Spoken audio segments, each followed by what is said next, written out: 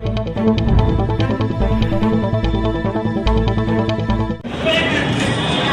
के देश के पूर्व प्रधानमंत्री, भारत रत्न, ओजस्वी वक्ता कहिए, कवि कहिए और आजाद शत्रु के का भी इनको दर्जा प्राप्त है। उनकी पुण्यतिथि में हम सभी यहाँ उपस्थित हुए हैं। हम सब के बीच उपस्थित हैं तो टीपी कॉलेज महाविद्यालय के आदरणीय प्राचार्य डॉक्टर कैलाश मिथिलेश सर, ललन अत्री सर, सहित छोटेलाल सर, सुधांशु भैया, उपेंद्र सर, पुरुषोत्तम जी सहित सभी ज्येष्ठ श्रेष्ठ कार्यकर्ता सर, हम सभी सबसे पहले तो उनके चित्र पर पुष्पांजलि करेंगे। उसके बाद हम लोग कार्यक्रम को आगे बारी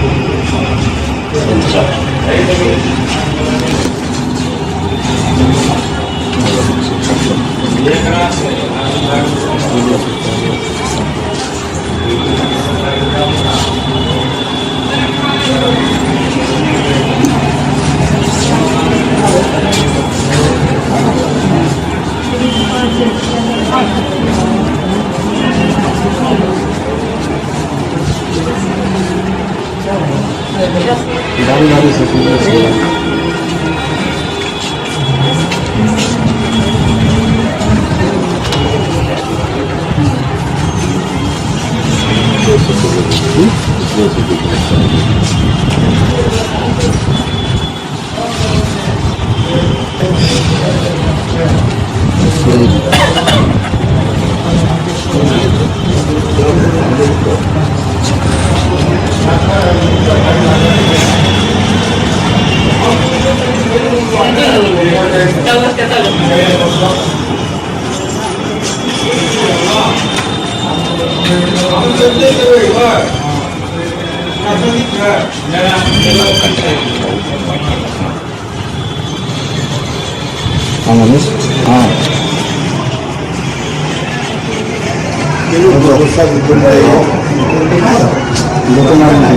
सबसे पहले हम आगरा के मिथिलेश सर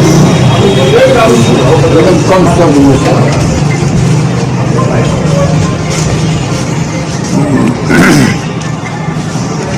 आज अटल बिहारी वाजपेयी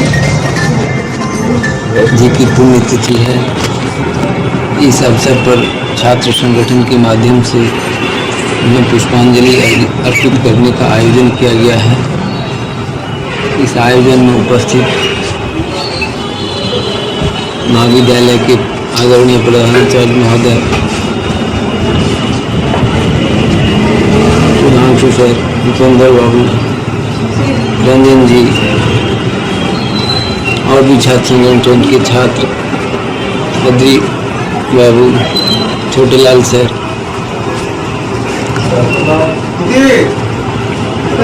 इस अवसर पर उनके बारे में मैं क्या कहूँ। उनकी कुछ बातें जो मुझे आंदोलित करती रहती है, मेरे मन को मथती रहती है, उसे मैं उद्धृत करना चाहूँगा। उन्होंने कहा था एक बार पार्लियामेंट में अपने स्पीच में कि मैं राजनीति छोड़ना चाहता हूँ लेकिन मुझे राजनीति नहीं छोड़ती। इसको स्पष्ट करने में मैं स्वयं उलझ जाता हूँ। आखिर उनका मैसेज इसके माध्यम से क्या था? मैं जो कुछ समझ सका वह यह था जो वो उनकी इसमें देश सेवा, देश राष्ट्रीयता की भावना, समाज सेवा और समाज उन्नयन को जोड़ने की जो भाव है, इसे वैश्विक स्तर पर वैश्विक ठलक देने का जो प्रयास है, वह उन्हें इस कदम को, इस राजनीतिक परिवेश को त्यागने में हमेशा बाधा और रोड़ा की तरह सामने आता है। क्योंकि हम देखते हैं कि जो हमारे जो ये प्रजातंत्र की व्यवस्था है और पक्ष विपक्ष का जो प्रावधान है, तो विपक्ष की जो भूमिका है डेमोक्रेसी के लिए आवश्यक है, मजबूत डेमोक्रेसी के लिए, स्वस्थ डेमोक्रेसी के लिए। लेकिन आए दिन हम ऐसा देख रहे हैं कि जो वो केवल विरोध करने की बात करते हैं, अच्छी बातों का भी विरोध करते हैं, जो उनके लिए निराशाजनक हुआ करती थी। तो क्यों ऐसा होता है? जो स्वस्थ बात है, स्वस्थ विचार है, उसका सम्मान हर तरफ से, हर कॉर्नर से होना चाहिए। शायद यही भाव था जो वो बार बार कहते थे कि मैं राजनीति छोड़ना चाहता हूँ, लेकिन राजनीति मुझे नहीं छोड़नी। वे एक बड़े लेखक थे, कवि थे, विचारक थे, थिंकर थे, राजनयिक थे, स्टेट्समैन थे, डिप्लोमेट थे।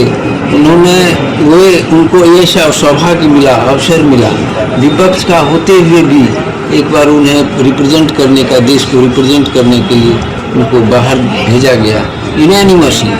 तो इन्हीं चंद शब्दों के साथ मैं उन्हें पुनः अपनी श्रद्धा सुमन अर्पित करता हूँ। जय हिंद।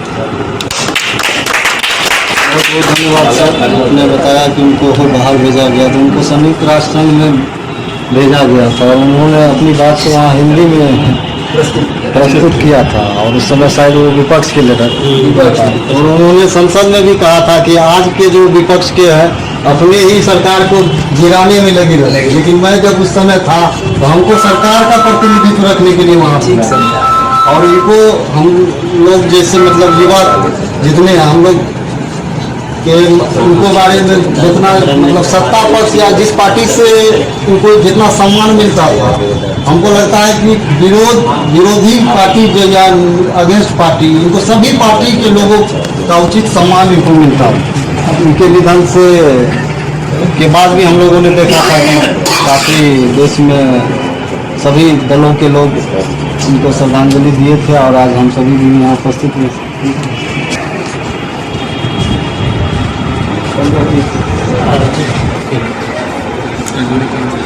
आज भारत रत्न, भारतीय राजनीति के अजात शत्रु, महामना अटल बिहारी वाजपेयी की पुण्यतिथि टीपू कॉलेज के सभागार में मनाई जा रही है। भारतीय राजनीति के अद्भुत नक्षत्र थे। पंडित जवाहरलाल नेहरू ने कहा था, तो भारत के प्रथम प्रधानमंत्री थे या संसद में थे और इनके व्यक्तित्व शैली से प्रभावित होकर और लोग थे और इन नवयुवक थे। पंडित नेहरू ने बुला के कहा कि तुम देश का, भारत का, भविष्य का प्रधानमंत्री हो, और नेहरू की वाणी सटीक हुई। वाजपेयी जी हाजिर जवाबी लोग थे। संसद में बहस चल रहा था, बिहार का मामला था, ये उठना चाहते थे बोलने के लिए, तो सत्ताधारी दल के लोग कहते थे कि बिहार के सांसद बोलेंगे बिहारी। तो कहा कि बिहार के सांसद मैं तो अटल बिहारी हूँ, मैं बोलूंगा ही, और खड़ा होके बेचारे बोले। तो हाजिर जवाब में इनका कोई तुलना नहीं था। और जब प्रधानमंत्री बने 13 दिन के लिए, 13 महीना के लिए के बाद में, और एक वोट, भारतीय राजनीति का यह बड़ा दुखद पहलू, एक वोट के लिए, एक वोट से इनकी सरकार गिर गई। लेकिन कुछ लोग कहते थे कि मैनेज हो जाएगा पैसा के बल पर। उन्होंने कहा कि नहीं, भ्रष्ट राजनीति करने के लिए मैं नहीं आया, भाजपा आएगी फिर आएगी फिर आएगी। इन्होंने कभी भी भ्रष्टाचार से समझौता नहीं किया, स्वाभिमान से समझौता नहीं किया, भारत के स्वाभिमान से समझौता नहीं किया। कारगिल युद्ध, पाकिस्तान के घुसपैठियों, उस समय इन्होंने कहा कि एकदम हमारे भारत के सैनिक लड़ेंगे, और वार्ता कर रहे थे उस युद्ध के पहले, और तब यहाँ घुसपैठ घुस गए और इन्होंने युद्ध का ऐलान किया। पोखरण में अमेरिका ने प्रतिबंध लगा दिया कि पोखरण में परमाणु परीक्षण नहीं होगा, लेकिन सिर्फ इच्छा शक्ति के चलते एपीजे कलाम साइंटिस्ट थे और उनको कहा, अमेरिका का जो रडार था वो पता नहीं कर पाया कि भारत का परीक्षण होने वाला है। इतना गुप्त रूप से भारत के वैज्ञानिक किए। तो राष्ट्रीय अस्मिता, राष्ट्रीय स्वाभिमान के प्रति समर्पित भाव रखने वाले व्यक्ति थे। बेचारे राष्ट्रीय हित में आरएसएस के स्वयंसेवक थे, शादी नहीं किए, एक बच्ची को गोद लिए जन्म हुआ यूपी में, लेकिन पठन पाठन और सब इनका मध्य प्रदेश ग्वालियर में हुआ। पिताजी मास्टर थे इनके, और इनकी प्रतिभा हिंदी पर अच्छी पकड़ थी, कविता करते थे, और यह कहते भी थे कि मैं राजनीति में नहीं आता तो मैं एक अच्छा कवि बन जाता। तो बहुमुखी प्रतिभा के धनी व्यक्ति स्वनामधन अटल बिहारी वाजपेयी, इनके जैसा व्यक्तित्व जब 71 का युद्ध हो रहा था, भारत बांग्लादेश पाकिस्तान को पराजित करके, तो विपक्ष में रहते हुए इन्होंने इंदिरा गांधी को दुर्गा का अवतार कहा था। यह इनका प्रवृत्ति था कि देश हित में कोई भी काम करे उसकी प्रशंसा होनी चाहिए। राजनीति का वह स्वरूप था उस काल में, लेकिन आज राजनीति का स्वरूप विकृत हो गया। विरोधी हर बात में, जो सरकार अच्छा काम भी करती है उसका भी विरोध करो। लेकिन उस जमाने में वाजपेयी जी ने इंदिरा गांधी का बड़ाई करके कहा था कि दुर्गा की अवतार है। तो ऐसे व्यक्तित्व के धनी कोई भी इनके हाजिर जवाब से खुश हो जाता था। कभी कोई इनसे किसी को मतभेद नहीं रहा, और जीवन पर्यंत राष्ट्रहित के लिए सोचते रहे। ऐसे व्यक्ति को हम सभी नमन करते हैं। भारत भू पर ऐसे व्यक्ति का पदार्पण होते रहे। ऐसा व्यक्ति, और रंजन जी ने कहा, मिथिलेश साहब ने कहा, वो पहली बार यूएनओ में भारत के विदेश मंत्री थे, मोरारजी देसाई प्रधानमंत्री थे। वहाँ भाषण देने के लिए सब विदेश मंत्री को इन्होंने हिंदी में भाषण दिया, और उसको मान्यता दिलवाए यूएनओ में कि हिंदी में भी भाषण चलेगा। हमारी आबादी इतनी है, इतनी जनसंख्या के लोग हिंदी बोलते हैं। और दूसरी बार जब नरसिम्हा राव प्रधानमंत्री थे, तब इनको भारत सरकार के तरफ से भेजा गया था प्रतिनिधिमंडल में, और भारत का पक्ष लिए थे। नरसिम्हा राव को कुछ कांग्रेसियों ने कहा भी कि भाई, विरोधी दल के, तो कहा कि भारत के हित की बात करने वाले व्यक्ति को हम भेज रहे हैं, जो भारत का पक्ष मजबूती से रखेगा। ऐसे व्यक्ति वाजपेयी जी थे। और नरसिम्हा राव ने अपने प्रधानमंत्रित्व काल में, माने उच्चतर वक्ता, बेस्ट वक्ता के रूप में, संसद बेस्ट सांसद के रूप में इनका चयन करके इनको पुरस्कार प्रदान किया गया था। तो ऐसे महामना को हम लोग नमन करते हैं। इनके आदर्श पर चलने का प्रेरणा लेते हैं। अखिल भारतीय विद्यार्थी परिषद इनको अपने आचरण में उतारने के हमारे कार्यकर्ता प्रयास करते हैं कि राष्ट्रहित इनके लिए सर्वोपरि था। जो हमारे अखिल भारतीय विद्यार्थी परिषद के कार्यकर्ता के भी विचारों में है, संगठन में है कि राष्ट्रहित सर्वोपरि है। इसी को ध्यान में रखते हुए मैं इन्हें सत नमन करता हूँ। मैं चाहूँगा कि पुरुषोत्तम जी चूँकि प्रवास पे आए हैं, संक्षेप में अपनी बात करें, इसके बारे में अपनी पता। भारत के राजनीतिक पटल के ध्रुव तारा के रूप में हम सबों के बीच आत्मा और कृतित्व से विराजमान कुलश्रेष्ठ श्री अटल बिहारी वाजपेयी जी के पुण्यतिथि के अवसर पर टीपी कॉलेज के इस पवित्र स्थान पर उपस्थित इस महाविद्यालय के प्राचार्य, अपने विचार परिवार के सभी शिक्षकगण, सभी कार्यकर्ता बंधु, आप सभी का विद्यार्थी परिषद परिवार की ओर से अभिनंदन। और इस अवसर पर हम जिस महापुरुष को श्रद्धांजलि अर्पित कर रहे हैं, उनके बारे में बहुत सारी बातें कही गई, और मुझे ऐसा लगता है कि विद्यार्थी परिषद इनके विचारों से ही प्रेरित होकर के आज अपना कार्य क्षेत्र और मार्ग प्रशस्त कर रही है। इनके विचारों के बारे में घंटा क्या दिन भी अगर बात किया जाए तो वो कम है।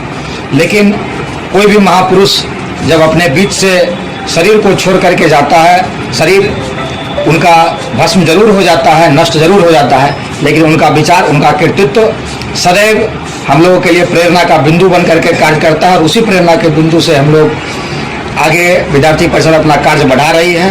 हम ऐसी आशा और अपेक्षा रखते हैं कि हम माननीय अटल बिहारी वाजपेयी जी का जो सपना था, उन्होंने जो नारा दिया था जय विज्ञान उन्होंने जोड़ा था पूर्व के अटल इनके लाल बहादुर शास्त्री के नारा में हम उस मार्ग पर बढ़ करके भारत को विकसित राष्ट्र के रूप में परिणत करने हेतु विद्यार्थी परिषद कार्य कर रही है। पुनः एक बार उन्हें श्रद्धांजलि अर्पित करते हुए हम अपनी बात को समाप्त करते हैं।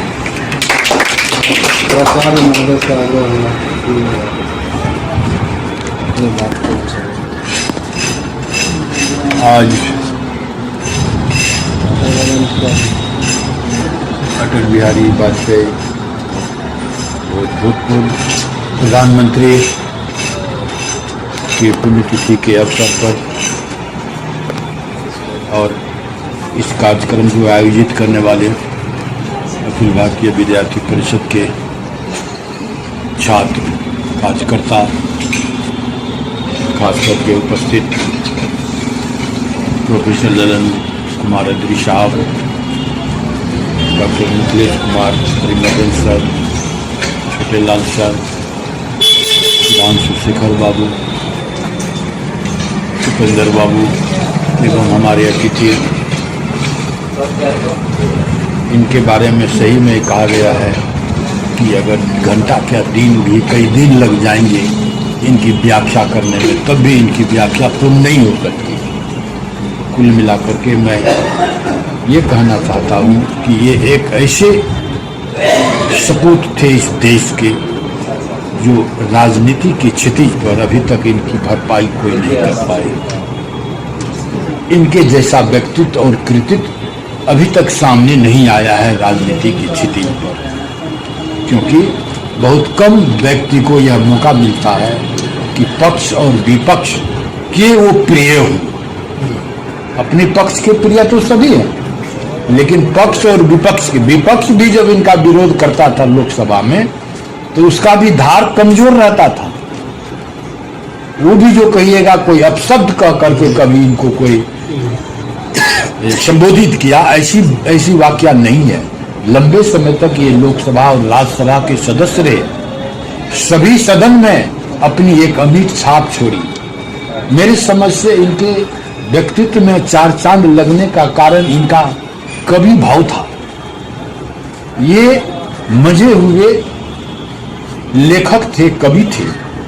अपनी शैली में लोकसभा में ही भाषण करते करते इस प्रकार से वो एक कविता पाठ कर देते थे कि सबको मंत्रमुग्ध कर देते थे। मैं इनका कभी भी लोकसभा में या कहीं भी भाषण होता था टीवी रेडियो पर, मैं बड़ी गौर से इनको सुनता था। इनकी बोलने की शैली, इनके शब्द को एडजस्ट करके कैसे कब क्या रखना है, महारत हासिल थी। अभी के नेता को सुनिएगा सब तो अटपटांग हो जाता है। हम लोग उस शब्दकोश को उस रूप में पिरो नहीं सकते हैं जिस प्रकार से ये उसको पिरो करके प्रस्तुत करते थे लोकसभा में या किसी सभा में। हमको याद है एक बार आए थे रासबिहारी नहीं शिवनंदन हाई स्कूल के मैदान में, बीपी मंडल को ये टिकट दिए थे, मैं उस मैदान में था। बीपी मंडल का घोर विरोध हो गया यहाँ पर और उनको बोलने तक नहीं दिया गया। मैं साक्षी हूँ सर। और जब ये कमान संभाले तो क्या पक्ष क्या विपक्ष, जो रोड़ा पत्थर हाथ में लिए हुआ था वो भी नीचे फेंक दिया और इनका 1 घंटा भाषण हम लोगों को सुनाया। और सब आदमी जो विरोधी भी थे वह भी हतप्रत हो गए कि क्या व्यक्तित्व है, हम लोग किसका विरोध कर रहे थे यहाँ, ये तो बड़ा जुलूम हो रहा था। तो ये ऐसे कृतित्व के व्यक्तित्व थे सर, इनकी व्याख्या करना हम लोगों से असंभव है। चलिए मैं इन्हीं शब्दों के साथ मैं इनको सदा करता हूँ। बहुत बहुत धन्यवाद। अंत में अध्यक्ष जी से आग्रह होगा कि ज्ञापन समाज की चौकी के करके ये समाप्त करना था। मैं सबसे पहले भारत रत्न हमारे पूर्व प्रधानमंत्री और कहिए कि अभूतपूर्व प्रधानमंत्री श्री अटल बिहारी वाजपेयी जी को नमन करता हूँ। और सभी बातें हमारे पूर्व के वक्ताओं ने कह दी है, मैं उन बातों को दोहराना नहीं चाहता हूँ। बस मैं एक तरफ आप लोगों का ध्यान आकृष्ट करना चाहता हूँ। जब भारत का स्वतंत्रता संग्राम चल रहा था तो बहुत सारे नेता थे पूरे देश में, अलग अलग विचारधाराओं के लोग थे, लेकिन बहुत बड़े बड़े लोग थे, सभी अपने अपने क्षेत्र के धुरंधर लोग थे और उन्हें देख करके सुन करके आज भी हम लोगों को प्रेरणा मिलती है। लेकिन आज़ादी के बाद के कालखंडों में एक प्रेरणा स्रोत का अभाव हो गया। जब देखते हैं राजनीति में तो वैसे प्रेरणा पुरुषों का अभाव देखने को मिलता है। उस अभाव के बंजर में ये अटल बिहारी वाजपेयी एक कमल की फूल की तरफ खिलते हुए हमको नजर आते हैं। इसलिए ऐसे महापुरुष खास करके आज़ादी की बाद की जो पीढ़ी है और खास करके जो युवा पीढ़ी है, जो कि जिन्होंने कि 90 के बाद के दशक में जिनका एक तरह से युवापन आया, उनके लिए ये बहुत बड़े प्रेरणा स्रोत रहे।